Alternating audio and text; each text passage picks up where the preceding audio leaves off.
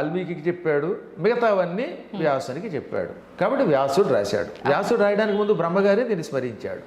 కానీ బ్రహ్మ నోట్లోంచి ముందు బయటకు వచ్చినవి ఏమిటి? వేదములు బయటకు వచ్చాయి.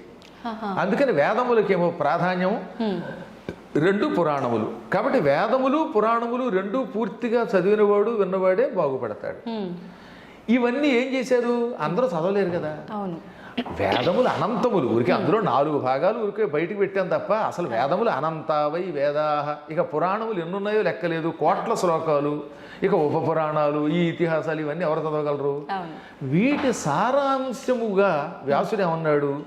9 భక్తి మార్గములను అవలంబించన్నాడు. అంటే నాయన ఇవన్నీ చదవలేరు, ఇన్ని పూజలు ఇన్ని యజ్ఞాలు చేయలేరురా, భక్తిని పట్టుకోండి. ఆ భక్తి 9 మార్గములలో ఉన్నది. ఆ 9లో ఒకటి ఏమిటనమాట? పురాణములు శ్రవణము వినడము. భగవంతుని కథలు వినండి. విన్నా మీరు ధరిస్తారు. అన్నీ చేయలేకపోతే ఏం చేయొచ్చు అనమాట? ఏ పద్మాకర్ గారు చెప్పిన పురాణాలు యూట్యూబ్లో ఉంటాయి. మొన్న చెప్పారు ఏకంగా 10,000 గంటల కంటే ఎక్కువ నెట్టిన పురాణాలు. 10,000 గంటల పద్మాకరని కొట్టేస్తే వచ్చేస్తాయి వరుసగా. మొత్తం 18 పురాణాలు నేను చెప్పాను. పూర్వం చెప్పిన వాళ్ళు యూట్యూబ్ లేవు కనుక లేవు. అంత పూర్వం కూడా పెద్దలు ఎంతో మంది చెప్పుంటారు కదా. కానీ ఇప్పుడు నా అదృష్టవశాత్తు యూట్యూబ్లో నా శిష్యులు పెట్టారు, వాళ్ళు గొప్పవాళ్ళు. అది మీ అదృష్టం కాదు గురువు గారు, మాలాంటి వాళ్ళ అదృష్టం. అవి ఎల్లకాలం మేము వినగలుగుతాం. ఉండిపోతున్నాయి కదా. ఆ విధంగా బ్రహ్మశ్రీ వద్దిపర్తి పద్మాకర్ అఫీషియల్ ఛానల్ అని పెట్టి అందులో పెట్టారు. కోడే జగదీష్ గారని డెమాయిన్లో ఉంటారు, అయోవా స్టేట్లో. ఆ మహానుభావుడే ఈ ఛానల్ నాది పెట్టి తద్వారా ఇవన్నీ అందులో అప్లోడ్ చేయించారు. శిష్యులందరినీ పెట్టి ఎంతో మందిని అందులో ఇన్వాల్వ్ చేసి. కాబట్టి మొత్తం ఈ పురాణములలో ఎంతో కొంత వినండి. వినడం వల్ల తొందరగా తరిస్తారు. చదవడం కంటే వినడం తేలిక కదా. ఇప్పుడు నేను చెబితే కొంచెం తేలిక అర్థం అవుతుంది కదా ఉన్నంతలో.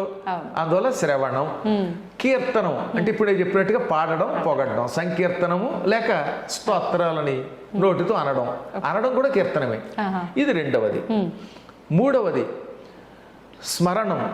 ఒకటేమో శ్రవణం, 2 కీర్తనం, 3వది విష్ణోహ స్మరణం. స్మరణం ఇందాక చెప్పినట్టుగా రామ కృష్ణ గోవింద వాసుదేవ నమ శివ ఏదో ఒకటి స్మరించుకో లోపల పైకో.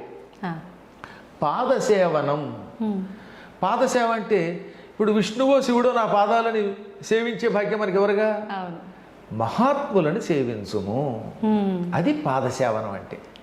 మీ తల్లిదండ్రులు వాళ్ళు దేవతా స్వరూపులు, మీ గురువులు దేవతా స్వరూపులు, వాళ్ళకి పాదసేవ చెయ్యి. కుంటివాళ్ళు పాపం గుడ్డివాళ్ళు, నిజంగా అలా అనకూడదు, దివ్యాంగులని పేరెట్టారు మన ప్రధాని గారు. అటువంటి పుణ్యాత్ములకి సేవ చేయి, పాదసేవ చెయ్యి. లేదా వాడికి ఏదో అన్నం పెట్టు. ఇదంతా భగవంతుని పాదసేవ. ఆ తర్వాత అర్చనం. ఇదో పూజలు చేయటం. పువ్వులతో పూజో లేకపోతే ధూపదీపాలతో షోడశోపచారాలతో గుళ్ళోకి వెళ్ళి అర్చనం చెయ్యి. వందనం, నమస్కారం చెయ్యి. భగవంతునికి, భగవద్భక్తులకి, పెద్దలకి నమస్కారం చెయ్యి. దాస్యం, సేవ చెయ్యి. ఇప్పుడు ఆంజనేయుడు ఉన్నాడు కాబట్టి ఆయనకి అదృష్టవశాత్తు రాముడు ఎదురుగుండా ఉన్నాడు కనుక సేవ చేశాడు. లేదా ఇంకొక ఆయనకి ఏ దేవుడో కనబడ్డాడు, అక్రూరుడు ఉన్నాడు, ఆయనకి కనబడ్డాడు, చేశాడు. ఇప్పుడు ఈ కలియుగంలో దాస్యం ఎలా చేస్తాం? భగవంతుడు కనబడటం లేదు అందరికీ. అందుకనే ఉన్నారు గుడులను బాగు చెయ్యి, గుడులకు వెళ్ళి దాన్ని శుభ్రం చెయ్యి. అందుకే మా సత్సంగం తరపున గుడి బడి అని ఒకటి పెట్టాం. మా వాళ్ళు ఇప్పటికి 10 సంవత్సరములుగా మొత్తం భారతదేశంలో ఉన్న ఆలయాలని బాగు చేస్తారు. అమ్మ చెబితే ఆశ్చర్యపోతారు. పండరీపురం వెళ్ళారు, పాండురంగ ఆలయానికి. ఆ ఆలయం అంతా శిథిలావస్థకు వచ్చి పాడైపోయి గుళ్ళు మీద మొక్కలు కూడా లేచిపోయాయి. 5 లక్షలు ఇస్తే కానీ బాగు చేయమన్నారట కూలివాళ్ళు. పాపం అంత డబ్బులు అక్కడ లేవు. ఇంతలో మా వాళ్ళంతా వెళ్ళారు, ఒక 500 మంది. బెంగుళూరు నుంచి, అమెరికా నుంచి, హైదరాబాద్ నుంచి, వాళ్ళంతా 500 మంది. యూట్యూబ్లో ఉంటుంది చూడండి, గుడి బడి పండరీపురం. ఈ 500 మంది వెళ్ళి 3 రోజులుండి మొత్తం గుడిని 5 లక్షలు ఇస్తే కానీ బాగు చేయలేమన్న గుడిని తమ సొంత ఖర్చులతో వెళ్ళి చేసి వచ్చేసారు. వాళ్ళు మాకు సర్టిఫికేట్ పంపారు, అయ్యా మీ శిష్యులు ఎంత అద్భుతంగా చేశారండి, గుడిని నభూతన భవిష్యత్ అనే రీతిలో తీర్చిదిద్దారని. ఇప్పుడు ఆ గుడికి సేవ చేయటమే భగవంతుడికి దాస్యం. కష్టాల్లో ఎంతో మంది ఉన్నారు, వాళ్ళకి సేవ చేయండి, అది భగవంతుని సేవ. ఆ విధంగా గుడిని వాటిని బాగు చేసి అక్కడ కాసేపు పారాయణ చేస్తే అది పరమాత్మ సేవ అవుతుంది. అది దాస్యం అంటే. ఆ తర్వాత భగవంతుడితో స్నేహం అంటే భగవద్భక్తులతో, పురాణములతో స్నేహం చేయండి. ఆత్మ నివేదనం, నిన్ను నువ్వు పరమాత్మకి సమర్పించుకో, నా సమస్తం పరమాత్మది అనుకో. ఈ విధముగా శ్రవణం, కీర్తనం, విష్ణోః స్మరణం, పాదసేవనం, అర్చనం, వందనం, దాస్యం, సఖ్యం, ఆత్మనివేదనం. ఇందులో ఏ ఒక్కదాన్ని పట్టుకున్నా తరిస్తాం. 9 పట్టుకుంటే ఇక వాడికి తిరుగులేదు. ఇప్పుడు ఈ చెప్పింది ఎవరనున్నారు? ప్రహ్లాదుడు చెప్పాడు వాళ్ళ నాన్నకి. ఇది ప్రహ్లాదుడు చెప్పిన భాగవత శ్లోకం. పోతన గారు అందంగా తెలుగులో ఇంకా బాగా అనువాదం చేశాడు.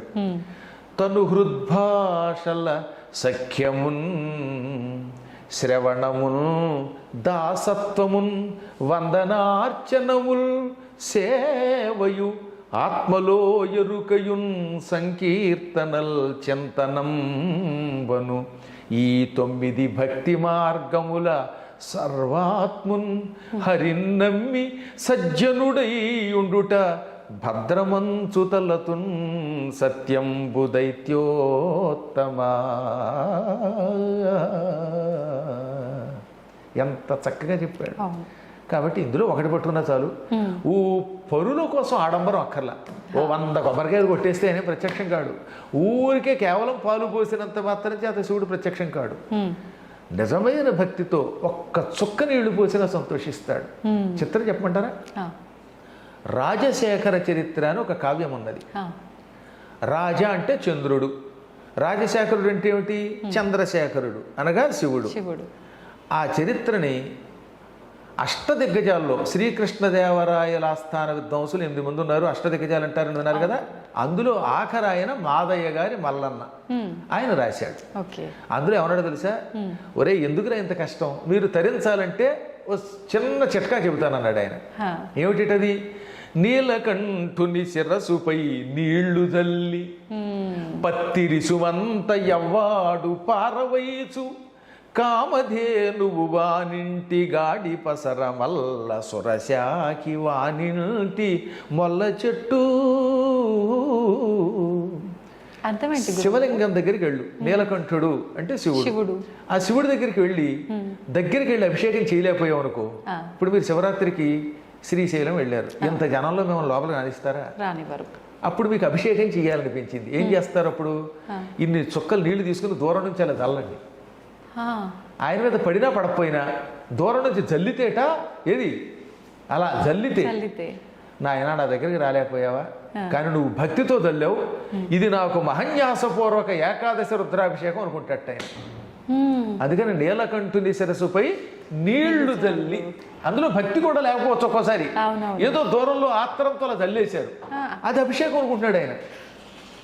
ఇంకా ఆయన మీద 1,00,000 బెల్వార్చనో లేకపోతే 1,00,000 పత్రికో పూజ చేద్దాం అనుకున్నారు, కానీ కుదరట్లేదు. ఎందుకంటే గుళ్ళోకి వెళ్ళనివ్వడం లేదు కనుక, జనాలు ఎక్కువ ఉన్నారు. అప్పుడు దూరం నుంచి ఒక పత్రి విసిరేయండి. పత్రి సంస్కృతం, తెలుగులో పత్తిరి అది వికృతి అంటారు. ఇక్కడ పత్తిరి అని ఎందుకన్నాడు తెలుసా? నువ్వు మనస్ఫూర్తిగా పూజ చేయలేకపోతున్నావు, విసురుతున్నావు, అందుకని అది వికృతి పూజ. దూరం నుంచి అలా విసిరితే ఆయన ఏమనుకుంటాడు? పాపం వాడు భక్తుడే, దగ్గరికి రాలేకపోతున్నాడు జనాలు ఉండడం వల్ల, అయినా విసిరాడు, ఇదే నాకు 1,00,000 బెల్వార్చన అనుకుంటున్నాడు.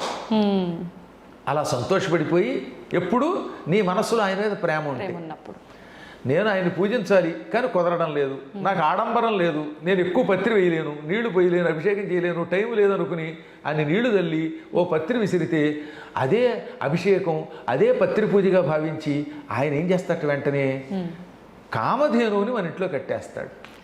నీళ్లు తల్లినందుకు కామధేనువుని మన ఇంట్లో కట్టాడు. కామధేనువు మన ఇంట్లోకి వస్తే లాభం ఏమిటి? కామధేనువు స్వర్గంలో ఉంటుంది, పాల సముద్రం చిలికితే పుట్టింది, ఆవు దగ్గరికి వెళ్ళి ఏం అడిగితే ఇది ఇస్తుంది. కామధేను లక్షణం ఏమిటి? కోరిన కోరికలు ఇస్తుంది. కామము అంటే కోరిక, కోరినవి ఇస్తుంది కనుక ఆ ధేనువుని, ఆవుని కామధేను అన్నారు. అప్పుడు మీరు ఆ కామధేనువుని ఏది, ఆయనేమో ఇన్ని నీళ్లు తల్లినందుకు కామధేనువు మీ ఇంట్లో పెట్టాడు కనుక, కామధేనువు నేను ఇల్లు కొనుక్కోవాలనుకుంటున్నాను, జూబ్లీ హిల్స్లో ఒక్క అపార్ట్మెంట్ ఒక ఫ్లాట్ ఇప్పించా అంటే ఇచ్చేస్తున్నది, నిజంగా చిత్తశుద్ధితో వేస్తే. ఆ తర్వాత ఏం చేశాడు ఆయన? పత్రి విసిరినందుకు ఇంట్లో కల్పవృక్షాన్ని నాటాట. సురశాఖి అంటే కల్పవృక్షం, అల్ల సురశాఖి ప్రసిద్ధికెక్కిన కల్పవృక్షం వానింటి మొల్ల చెట్టు, మీ ఇంట్లో మొల్ల చెట్టు నాటినట్టుగా ఓ మల్లె చెట్టు నాటినట్లుగా నాటేస్తాడు. ఇప్పుడు కల్పవృక్షం మీ దొడ్లో ఉంటే లాభం ఏమిటి? కల్పవృక్షం కూడా అంతే, ఏదడిగితే అది ఇస్తుంది. నాకు ఐ డ్రీమ్ ఛానల్ నుంచి పద్మాకర్ గారి దగ్గరికి వెళ్ళడానికి ఆకాశంలో వెళ్ళేందుకు ఒక చిన్న విమానం ఏంటి ఇచ్చేస్తుంది. అప్పుడు ఈ ట్రాఫిక్లో ఇరుక్కుని లేటుగా రావక్కర్లేదు. అలాగే ఏదో కాస్త ఆకలిస్తే మీ లెవెల్లో మీరు ఏదో పండో, ఓ ఇడ్లీయో, ఓ దోశో, లేదా పాయసమో, ఇంకేమైనా అవన్నీ నేను నా నోటితో ఉచ్చరించలేను అనుకోండి, ఏం కోరుకుంటే ఇస్తుంది. ఓకే, ఆ విధముగా స్వామివారు ఇన్ని నీళ్లు తల్లితే ఒక పత్రి వేస్తే కూడా సంతోషపడిపోయి కోరికలు తీరుస్తాడని అర్థం. కాబట్టి మనకి భక్తి ముఖ్యం. 10 మంది కోసం ఆడంబరం అక్కర్లేదు. గురుగారు, ఇప్పుడు మీరు అన్నారు తెలిసి తెలియక కూడా మనం అలా భగవంతుడిపై నీళ్లు చిలకరిస్తే చాలు ఆయన అనుగ్రహించాడు అని చెప్పి. మరి కొంతమంది ఎన్నో రకాల పూజలు చేస్తూ ఉంటారు, నిజంగా భక్తితోనే చేస్తుంటారు అనిపిస్తుంది మన వరకైతే చూస్తుంటే. అయినా కూడా కోరికలు తీరకపోగా చాలా రకాల ఇబ్బందులు పడుతూ ఉంటారు. ఇంకా విరక్తి వచ్చేస్తుంటుంది వాళ్ళకి. అసలు నాకు భగవంతుడికి ఎన్ని పూజలు చేసినా వ్యర్థం, అసలు భగవంతుడు లేడు, రాయి అని చెప్పి మూర్ఖంగా మాట్లాడే దశకు కూడా వెళ్ళిపోతున్నారు. ఎందుకు అవుతుందంటారు అలాగా? అదే ఇప్పుడు మీకు చెప్పవలసింది ఏంటంటే, ఒక్కొక్కళ్ళకి రోగ నిరోధక శక్తి ఎక్కువ ఉంటే డాక్టర్ గారి దగ్గరికి వెళ్ళగానే ఒక్క టాబ్లెట్తో తగ్గుతుంది. ఒక్కొక్కళ్ళ శరీరం చాలా పాడైపోయి ఉంటుంది, అది ఒక్క దెబ్బకి తగ్గదు. కొంతకాలం ఓపిగ్గా కోర్సు వాడితేనే మందు తగ్గుతుంది. ఓ మామిడి చెట్టు మీకు ఇచ్చాను అనుకోండి, అది నాటిన వెంటనే పళ్ళు ఇస్తుందా? ఇవ్వదు. నేల ముందు బాగుండాలి. ఏముండాలి? నేల ముందు సాగు నేల, మంచి ఒక సారవంతమైన నేల అయితే అందులో నాటితే దాన్ని కొంతకాలం జాగ్రత్తగా పోషిస్తే, నీళ్ళు అవి పోసి పెరిగాక పళ్ళు ఇస్తుంది.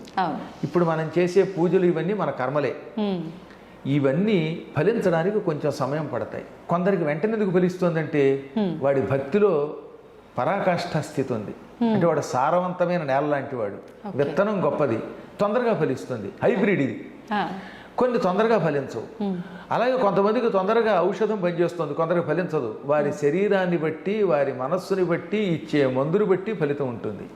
మనం పూర్వజన్మలోనూ ఈ జన్మలోనూ చేసిన కర్మలు తొలగడానికి కొంతమంది ఎక్కువ కాలం ఎదురు చూడాలి, కొంతమందికి తొందరగా ఫలిస్తాయి. అందువల్ల ఓపిగ్గా చెయ్యవలసిందే. ఇప్పుడు మీకు ఉద్యోగం కోసం ప్రయత్నిస్తున్నారండి, ఒక్కొక్కటి ప్రతిభని పెట్టి ఏమవుతుంది, ఇమీడియట్గా సెలెక్ట్ అవుతున్నాడు. ఒక్కొక్కడు 5-6 సార్లు పరీక్షలు రాశాక సెలెక్ట్ అవుతాడు. ఒక్కొక్కడు యావజ్జీవితం డిఎస్సి రాసినా సెలెక్ట్ అవడు. కానీ వాడు బతకడానికి ఇంకో ఉద్యోగం చూసుకోవాల్సిందే, తప్పదు. అలాగే మనం చేసిన ప్రయత్నములు ఒకవేళ వ్యర్థమైనా తొందరపడకుండా నమ్ముకుంటే అవుతాయి. చదువుకుంటున్న రోజుల్లో ఓ తమాషా జరిగింది. నేను డిఎన్ఆర్ కాలేజీలో డిగ్రీ చదువుతున్నాను, భీమవరం వెళ్ళి. ఇంతలో ఒక పల్లెటూరుకి వెళ్ళాను, అర్ధవరం అని. ఆ ఊళ్ళో ఉగాది నాడు 1986లో ఉగాది నాడు ఎవరో స్వామీజీని సుందరకాండ చెప్పమని పిలిచారు. ఆ స్వామీజీ చివరి మూమెంట్లో రాలేకపోయాడు. అప్పుడు వాళ్ళు నా ఎదురుగుండా హ్యాండ్ ఇచ్చారు స్వామీజీ, ఇదే ఇంగ్లీష్ మాట వాడారు. ఇచ్చి ఆయన రాలేదు, ఎలాగా అనుకుంటూ ఉంటే అనుకోకుండా ఎందుకు నేను వెళ్ళాను. మంచి ఇనిషర్ట్ చేసుకుని, ప్యాంటు షర్టు వేసుకుని, అప్పట్లో సైకిలే గొప్ప కదా, సైకిల్ తొక్కుంటూ వెడితే అక్కడ ఒక ఆవిడ చూసింది. ఆవిడ సన్యాసిని జీవితం గడుపుతున్న పుణ్యాత్మురాలు. నా ముఖం చూసిందమ్మా. చూసి చూడగానే, ఏమండి ఈ సుందరకాండ చెప్పగలడు, రేపు చెప్పమంది. ఆ రోజు అమావాస్య, రేపటి నుంచి ఉగాది, మీరు సుందరకాండ చెప్పండి అంది. నేను ఎవరో తెలియదు. నేను కూడా పోనీ ఇదేమిటి నేను చెప్పడం ఏమిటి అనకుండా అలాగే అనేసాను. వెంటనే మా నాన్నగారి దగ్గరికి వచ్చాను. నాన్నగారు ఇలా పురాణం చెప్పమంటుంది ఆవిడంటే, ఒరే నీకు ఎలాగో సంస్కృతం బాగా పాండిత్యం ఉంది కదా, హిందీ వచ్చు, తెలుగు వచ్చు, ఇవాళ సుందరకాండంలో 2-3 సర్కలు కంఠస్థం చెయ్యి, తాత్పర్యం చెప్పేయి అన్నారు ఆయన. ఒకసారి ఆలోచించండి, సుందరకాండంలో 68 సర్కలు ఉంటాయి, 9 రోజుల్లో కంఠస్థం చేసి చెప్పమన్నారు ఆయన. నేను వెంటనే మొదటి సర్క తీసుకున్నాను. తతో రావణ నేతాయ సీతాయ శత్రుకరిసిన ఏష పదమన్వేష్టం చారణ చరితేపతి దుష్కరం నిష్పతి ద్వంద్వం చికీర్షం కర్మ వానర సముద్ర శిరోగ్రీవో గవాంపతిరివా బభో. ఇలా శ్లోకాలు ఓసారి చదివితే గుర్తు ఉండిపోయి కంఠస్థం వచ్చేసాయి. ఓరి బాబు ఎంత జ్ఞాపక శక్తి ఉందన్నమాట అనుకుని మొత్తం ఆ 9 రోజుల్లో కంఠస్థం చేసి పురాణం చెప్పేశాను. అద్భుతంగా వచ్చేసారు ఆ ఊళ్ళో జనాలు, పెద్ద పెద్ద వాళ్ళు. 20 ఏళ్ల కుర్రవాడి పురాణానికి 60 ఏళ్ళు దాటిన వాళ్ళు వచ్చారు. ఇక నాకు బ్రహ్మరథం పట్టేశారు ఆ ఊళ్ళో. ఆ ఊళ్ళో ఎక్కువ రాజులు, క్షత్రియులు. ఇంకా వెనక్కి తిరిగి చూసుకోలేదు ఆనాటి నుంచి ఈనాటి వరకు. కాబట్టి ఎందుకు చెప్తానంటే, అప్పుడు పురాణములు మొదలు పెడితే ఇన్నాళ్ళు పట్టింది కదా నేను పురాణాలు మండపం కట్టడానికి, ఇంకా ప్రయత్నం చేస్తున్నాం. కొంతకాలం పడుతుంది. నా తర్వాత వచ్చినవాడు బాగా పైకి వచ్చినవాళ్ళు లేరేటి. ఇప్పుడు నా తర్వాత చాగంటి కోటేశ్వరరావు గారు నేను వచ్చిన తర్వాత 20 ఏళ్ల తర్వాత వచ్చారు. మా నాన్నగారికి అమరేశ్వర ప్రసాద్ గారు ఓ శిష్యుడు ఉన్నాడు. మా నాన్నగారి దగ్గర సంస్కృతం చదువుకున్నాడు. మా నాన్నగారు 3 ఏళ్ళు ఆయనకి అన్నం పెట్టి పాఠం చెప్పారు. ఆ అమరేశ్వర ప్రసాద్ గారు శిష్యుడు చాగంటి కోటేశ్వరరావు గారు. అంటే నాన్నగారి శిష్యుడు. చూడండి, పూర్వజన్మ సుకృతం అయింది. టక్కున ఆయన వెంటనే జగత్ ప్రసిద్ధికి ఎక్కారు. కాబట్టి ఒక్కొక్కళ్ళకి తొందరగా వస్తుంది, కొందరికి ఆలస్యంగా వస్తుంది. అది వారి వారి యొక్క సుకృతాలను బట్టి ఉంటుంది. అందుకని ఆయన పేరు వచ్చింది నాకు అంత రాలేదని ఏడిస్తే పిచ్చాడు వీడు. అంతే, ఎవరికి ఎంత ఇవ్వాలో పరమాత్మకి తెలుసు. అందువల్ల మనం పూజ చేసినంత మాత్రం చేత వెంటనే ఈ రోజే ఫలించదు. యాంకర్లు చాలా మంది ఉన్నా ఒక్కొక్కళ్ళకి ఎందుకు పేరు వస్తుంది? మీ పొజిషన్లో చాలా మంది ఉంటారు కదా, ఒక్కొక్కళ్ళకి కొంచెం తొందరగా పేరు రావచ్చు, కొందరికి కొంచెం ఆలస్యం రావచ్చు. కానీ మొత్తం మీద నమ్ముకుని చెయ్యండి.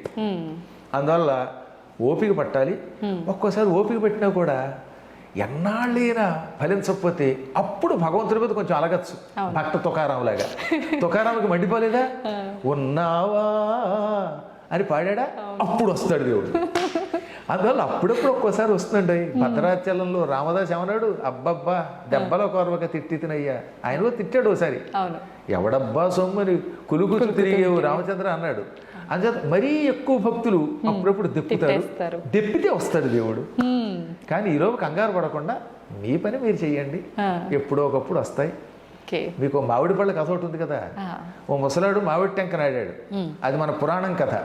దాన్ని తెనాలి రామకృష్ణలో పెట్టారు సినిమాలో. అది నిజానికి పురాణ కథే, పద్మపురాణంలో కథే.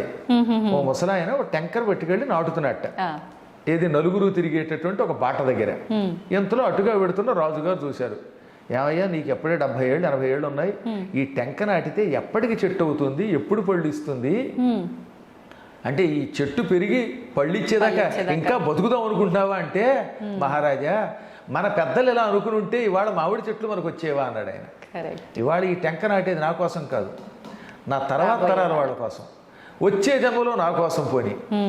అలాగే ఇవాళ మీరు చేసే పూజలు మీకోసమే కాదు, మీ తర్వాత తరం వాళ్ళ కోసం, రాబోయే జన్మ కోసం. ఈ టెంక నాటాడు, ఆ తర్వాత ఎప్పటికో అది పెరుగుతుంది, తర్వాత వాళ్ళకి ఇస్తుంది. అలాగే మన పెద్దలు నాటారు, మనం అనుభవిస్తున్నాం. మా నాన్నగారు చేసిన పూజ నేను అనుభవిస్తున్నాను, నా పూజ నా పిల్లలు, వాళ్ళు చేసిన పూజలు తర్వాత వాళ్ళు కూడా అనుభవిస్తారమ్మా. ఇప్పుడు మీరు ఆస్తి సంపాదిస్తే మీరు ఒక్కరి కోసం కాదుగా, నెక్స్ట్ జనరేషన్కి. మీ ఇల్లు మీ ఇంట్లో వాళ్ళకి ఇస్తారు. కానీ ఎంత అభిమానం ఉన్నా పద్మాగర్ గారికి ఎవరు?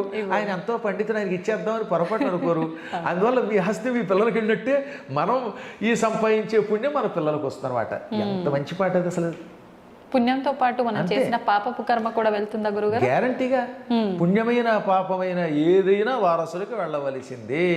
అది ఎక్కువైతే ఇక్కడ అనుభవిస్తాం. అచ్చొక్కటై పుణ్యపాపై ఇహైవ ఫలమస్సునుతే. ఎక్కువగా చేసిన పుణ్యం పాపం ఇక్కడే ఇప్పుడు అనుభవిస్తాం, కొంచెం తక్కువ చేస్తే కొంచెం ఆలస్యంగా అనుభవిస్తాం. కాబట్టి పూజలు చేసేవాళ్ళు కొంచెం ఓపిక పట్టాలి. పాపాలన్నీ తుడిచేదాకా చూసుకోవాల్సిందే. మనం ఆ పాటనే గుర్తుపెట్టుకోవాలి.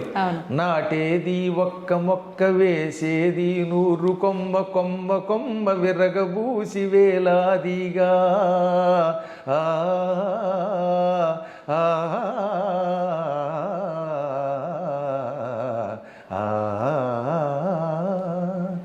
నాటేది ఒక్క మొక్క, వేసేది 100 కొమ్మ, కొమ్మ కొమ్మ విరగబూసి వేలాదిగా. ఇక కాయాలి బంగారు కాయలు, భోంచెయ్యాలి మీ పిల్లకాయలు. ఎంత అందమైన అర్థం ఉందో అందులో అన్నమాట. అలా చెయ్యమనండి, ఓపిక తెచ్చుకోమనండి. తప్పక పరమాత్మని అనుగ్రహం మాత్రం కలుగుతుంది. చేసినది ఎక్కడికి వెళ్ళదు, ఎప్పుడూ ఒకప్పుడు వస్తుంది. అది పుణ్యమైన పాపమైన వస్తుంది. గురుగారు, ఖచ్చితంగా అనుభవించాల్సిందే తరతరాలుగా అన్నారు. కానీ అనుభవించాలి అని అంటే చాలా మంది అనుకుంటారు ఈ పూజల వల్ల వీటి వల్ల తగ్గించుకోవచ్చు అంటారు. నిజంగా తగ్గించుకునే అవకాశం ఉందా? తప్పించుకునే అవకాశం లేకుండా కర్మలు 3 రకాలు. ఒకటి ప్రారబ్ధం, ఇంకొకటి సంచితము, ఇంకొకటి ఆగామి. సంచితం అంటే పోగేసుకున్నది, పూర్వం ఎప్పుడో చేసాం, అది బ్యాంక్ బ్యాలెన్స్, FD అనమాట, ఫిక్స్డ్ డిపాజిట్. ఓకే. ఇక రెండవది ప్రారబ్ధం, అంటే ఇప్పుడు మనం చేస్తున్నది, అనుభవిస్తున్నది. మీరు ఇడ్లీ కడుపులోకి పంపేశారు, ఆ ఇడ్లీ ఎఫెక్ట్ చూపిస్తుంది. అది మంచి ఇడ్లీ అయితే ఆరోగ్యంగా ఉంటాం. ఏ ఇక్ష్వాకుల కాలం నాటి ఇడ్లీయో పాతకాలం చట్నీయో వేసుకు తింటే వికారం పెడుతుంది. ఈ మధ్యన మాతో ఒక లంకొచ్చి కాస్త 4 కారపోస్తాను కానీ ఇంటికి వచ్చిన తర్వాత 3 రోజుల పాటు రోజు బాత్రూమే. అంటే మరి తిన్నది కదా, తిన్న ఎఫెక్ట్ పడతారు. అది ప్రారంధం. ప్రారంధం అంటే ఒకసారి నీ శరీరంలో ప్రవేశించేసింది, ఇక అనుభవించాలి, దాన్ని ఎవడో ఏం చేయలేడు. మందు వేసినా కూడా ఆ పూర్తిగా దాన్ని కంట్రోల్ చేయదు, కొంచెం కొంచెం కొంచెం తగ్గిస్తుంది. ముందు మొత్తం మీద చెత్త పోవలసిందే. అంతే. అందువల్ల ప్రారబ్ధ కర్మ అంటే అనుభవించి తీరవలసిన కర్మము. దానికి ఉదాహరణ చెప్పారన్నమాట. తిన్న తిండి ఇంక లోపలికి వెళ్ళాక దాని ప్రభావం ఎలా చూపిస్తుందో అలా చూపిస్తుంది. సంచితం అని ఉంది కదా, పోగేసుకున్నది, అది వదిలించుకోవచ్చు. ఎలా గురుగారు? ఇప్పుడు మీ ఎఫ్డి ఉంది, మీకు 10 లక్షలు ఉన్నాయి అనుకుందాం కాసేపు, దేవుడి దయ వల్ల. ఆ 10 లక్షలు మీకు నా మీద అభిమానం కలిగితే నాకు ఇచ్చేయచ్చుగా. మీకు పద్మాకర్ గారి మీద అభిమానం కలిగింది, ఆయన ఏదో పురాణ మండపం కడుతున్నాడు, ఆయనకి ఇచ్చేద్దాం అనిపించింది అనుకోండి, ఇచ్చేయచ్చు. ఇవ్వాలనుకుంటే ఇచ్చేస్తే ఇంకా డబ్బు పోయినట్టే. అంటే కంగారు ఏం పడదు, నేను మిమ్మల్ని అడగను, మీరు ఇవ్వక్కర్లేదు. కాబట్టి సంచితం వదిలించుకోవచ్చు. ఆగామి అంటే భవిష్యత్తులో చేయబోయే పనులు, ఇవి కూడా మనం అదుపులో పెట్టుకోవచ్చు. మనం కావాలంటే కొన్ని పనులను అదుపులో పెట్టుకోవచ్చు, అవి తొలగించుకోవచ్చు. ఈ సంచితము ఆగామి తొలగించుకోవడానికి ఈ అర్చనలు, పూజలు, ప్రయత్నాలు పనికొస్తాయి. ప్రారంధం మాత్రం చచ్చినట్టు అనుభవించాలి.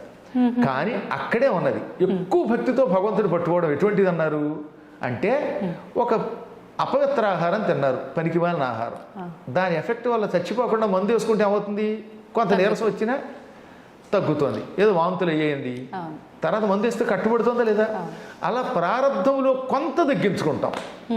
కాబట్టి కర్మలను కూడా మనం భగవదర్చనతో కొంతవరకు నియంత్రిస్తాం, కానీ పూర్తిగా నియంత్రించలేము, ఎంతో కొంత అనుభవించాలి. ఒక్క సద్గురువుల అనుగ్రహం, నిజమైన సద్గురువు నేను చెప్పేది. ఇవాళ అందరూ సద్గురువులు అనుకోండి, ఎవడబడితే వాడు జాయ చక్రాంత కంటే ఎక్కడ కుదురుతుంది. ఇప్పుడు మేము మీకు ఒక మార్గం చూపిస్తాం, కానీ పూర్తిగా మిమ్మల్ని బాగు చేయలేము. కరెక్టే. ఇలాగా మోసం చేస్తున్నారు కొంతమంది. ఎవడికాడే నేనే సద్గురువుని అంటాడు. ఏం సద్గురువు? అసద్దు గురువులు ఇవి. ఇవి ప్రమాదకరమైనవి. గురువు ఒక మార్గం చూపిస్తాడు కానీ సంపూర్ణంగా అనుగ్రహించలేడు. కానీ అరుదుగా కొంతమందిని అనుగ్రహించగలుగుతారు, అందరినీ చేయలేము. ఎక్కడో ఏ విశ్వామిత్రుడు లాంటి వాడో త్రిశంకుడిని స్వర్గానికి పంపగలిగాడు, కానీ అందరినీ పంపగలవా? ఏ వశిష్ఠుడో ఎవరినో పంపించాడు. అందువల్ల అరుదుగా కర్మలను కూడా తగ్గించి వాళ్ళని ముక్తికి పంపించే శక్తి కలిగిన వాళ్ళు కొందరు ఉంటారు, కానీ అది కొంచెం కష్టం. మార్గం చూపిస్తారు, కాబట్టి కొంత కర్మ అనుభవించక తప్పదు అన్నమాట. ఓకే గురువుగారు, దైవాంశ సంభూతుడు అని చెప్పి మనుషుల్ని అంటూ ఉంటారు కొంతమంది, కారణ జన్ములు అని, దైవాంశ సంభూతుడు అని. అంటే ఏంటి గురువుగారు? నిజానికి ఈ ప్రపంచంలో అందరూ దైవాంశ సంభూతులే. దేవతా శక్తి లేకుండా అసలు మీరు పుట్టరు. కానీ అది కొంతమందిలో ఎక్కువ ఉంటుంది, కొందరిలో తక్కువ ఉంటుంది. అందువల్ల ఇప్పుడు మీరు చక్కగా మాట్లాడి వ్యాఖ్యానం చేస్తున్నారే, ఈ వ్యాఖ్యానం చేసే మాట ఆ దేవతలు ఇచ్చింది. అందులో మీరు దైవాంశ సంభూతురాలే.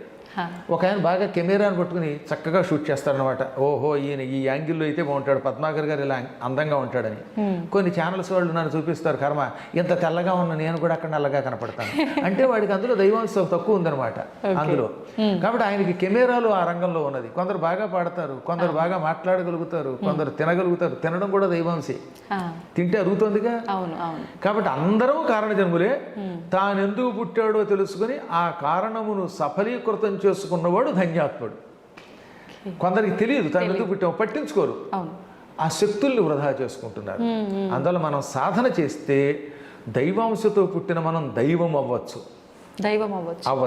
సాధన చేయకపోతే దైవాంశతో పుట్టిన ఎందుకు పనికి రాకుండా అయిపోతాడు. ఎంతో మంది అలాగే మట్టిలో పుట్టి మట్టిలో కలిసిపోతారు, పుట్టలో చెదలు పుట్టినట్టుగా పుడుతున్నారు.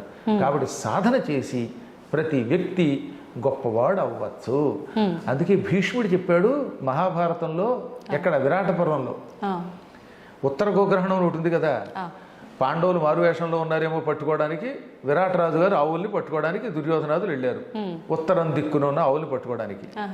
అప్పుడు ఆయన పాండవులు ఎందుకు వల్ల గొప్పవాళ్ళు అవుతున్నారో చెప్పాడు దుర్యోధనాదులతో. నల్లవు నిక్కమాడె నృపనందను ముందట ద్రోణుడొక్కడు తెల్లముగాగా బాహుబల ధీబల దైవ బలంబులప్ప వర్తిల్లుదురు అన్నాడు ఆయన. అంత పద్యం అక్కర్లేదు, కానీ ఈ ఒక్క ముక్క మనకు కావాలి.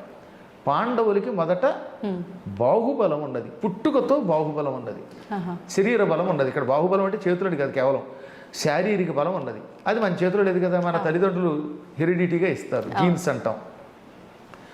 పుట్టుక మన చేతిలో లేదు కనుక బాహుబలం అనేది మన చేతిలో లేదు. కానీ మొత్తం మీద వాళ్ళు పుట్టడంతో శరీర బలంతో పుట్టారు. అది అదృష్టం. రెండవది బుద్ధిబలం ఉన్నది. ధీబలం అంటే బుద్ధిబలం. ఈ బుద్ధిబలం పుట్టుకతో కొంత ఉంటుంది, బాగా పెంచుకోవడం వల్ల పెరుగుతుంది. మీ దగ్గర అందరికీ జ్ఞాపక శక్తి ఉంటుంది, కానీ దాన్ని ఏం చేయాలి? పదులు పెట్టాలి, సాధన చేయాలి. చేయగా ఏమవుతుందన్నమాట, బాగుపడుతుంది. నేను చూసిన ఒక యాంకర్ ఉండేది, నత్తి ఉండేది ఆవిడికి.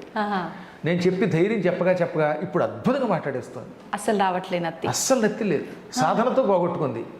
అంటే ప్రాక్టీస్ మేక్స్ మ్యాన్ పెర్ఫెక్ట్ అంటే ఇదే. కాబట్టి సాధనతో దీబలాన్ని పెంచుకోవచ్చు. బాహుబలం మన చేతిలో లేదనుకోండి, బుద్ధిబలం దేవుడు ఇచ్చిందని కూడా ఏం చేయొచ్చు అనమాట, పదును పెట్టుకోవచ్చు. పాండవుల దగ్గర దేహబలము బుద్ధిబలంతో పాటు దైవ బలం ఉన్నది. వాళ్ళు బాగా భక్తులు, కృష్ణుడిని పట్టుకున్నారు. ఈ 3 బలములు ఉన్న వాళ్ళకి ఎప్పుడూ తిరుగు ఉండదు. కాబట్టి ఈ 3 బలములను మనం పెంచుకోవచ్చు. పెంచుకుంటే మనం జీవితంలో పైకి వస్తాం. మీకు ఉదాహరణ చెప్తాను. నా చిన్నప్పుడు నాకు కూడా తెలియదు ఇంత జ్ఞాపక శక్తి ఉన్నట్టుగా. ఇంచుమించుగా 5 ఏళ్ళు 6 ఏళ్ల వయస్సులో అనుకుంటాను, సుందర శివరావు గారిని ఒక ఆయన ఉండేవారు ఉంగుటూరు అనే ప్రాంతంలో. ఆయన నన్ను చూచి మా నాన్నగారిని, ఈ కుర్రాడు ఏం చెప్పినా అప్పచెప్పేస్తున్నాడండి, ఇటువంటి వాడిని బాగు చేద్దామని అల్లసాని పెద్దన గారి మనుచరిత్రలో ఒక పేజీ గద్యం ఉంటుంది. ఏమిటి గద్యం? పద్యాలు గద్యాలు అని ఉంటాయి కదా. పద్యం ఏమో ఎలాగో ఉత్పలమాల, చంపకమాల ఇలాంటివి. ఇవి కాకుండా అప్పుడప్పుడు ఏం చేస్తారన్నమాట, ఏకధాటిని ఒక వచనం ఇస్తారు, పెద్ద పారాగ్రాఫ్.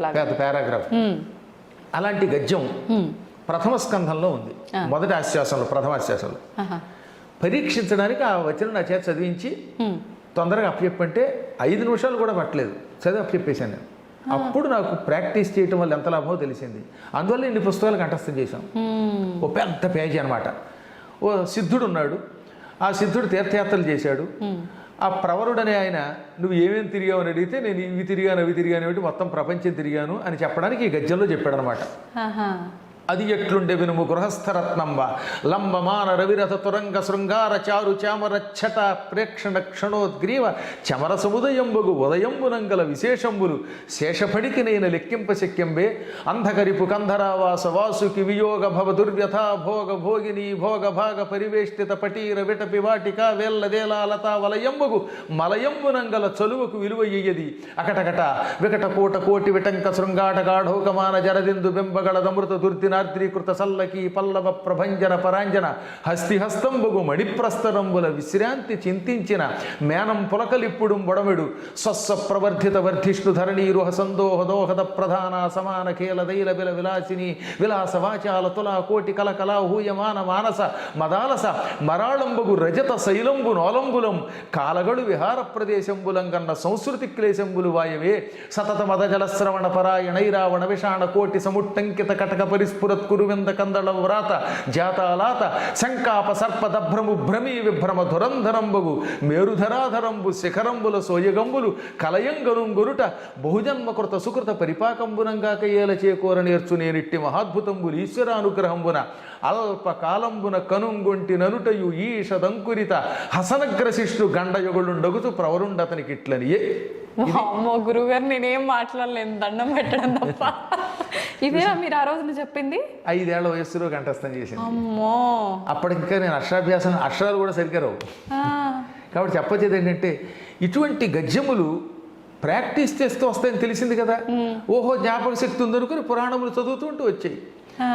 అందువల్ల మనందరం కూడా మన శక్తులను అభ్యాసం ద్వారా కొంత పెంచుకోవచ్చును. అభ్యాసం ఎవరినైనా గొప్పవాడిని చేస్తుంది. ఇలాంటి వచనములు మీకు ఓపిక ఉంటే ఒక 200-300 ఒకే రోజు అప్పచెప్పగలరు. అందువల్ల మీకు నాకు కూడా సమయం లేదు కనుక ప్రస్తుతానికి ఇక్కడికి ఆపుకుందాం మనం. అత్యద్భుతమైన మన కావ్యాలు విని మన భారతదేశంలో శక్తివంతులు ఎంతోమంది ఉన్నారు. అలా ఇలాగే ఎన్నో సాధనలు చేసే వాళ్ళంతా పైకి రావాలని కోరుకుందాం. తప్పకుండా గురుగారు. నిజంగా మా తరం వాళ్ళకి మీ మాటలు, మీ పాటలు, మీ పద్యాలు అన్నిటి రూపంలో చాలా మంచి మంచి విషయాల్ని తెలియజేస్తున్నారు. ఇంకా తెలియజేయాలనే కోరుకుంటాను గురుగారు. ధన్యవాదాలు. And for more videos, please subscribe to iDream. Please subscribe to iDream. Please subscribe iDream. And please subscribe to iDream. For more videos, subscribe to iDream. please like, share and subscribe to the channel.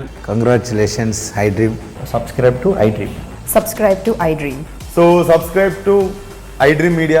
iDream team అందరికి huge congratulations. Please subscribe iDream Media. Please subscribe to iDream. Subscribe iDream. Please subscribe to iDream. iDream అంటే నా కళల channel subscribe చేసుకున్నారు, నోరు తిరుగుతలేదు. మీరైతే గంట గుర్తు కొట్టండి. For more such videos, please subscribe to iDream. Subscribe to iDream. Please subscribe to iDream. Please subscribe iDream Media. Please do subscribe to iDream. Please subscribe to iDream Media. For best entertainment and information, please subscribe iDream. And don't forget to subscribe to iDream.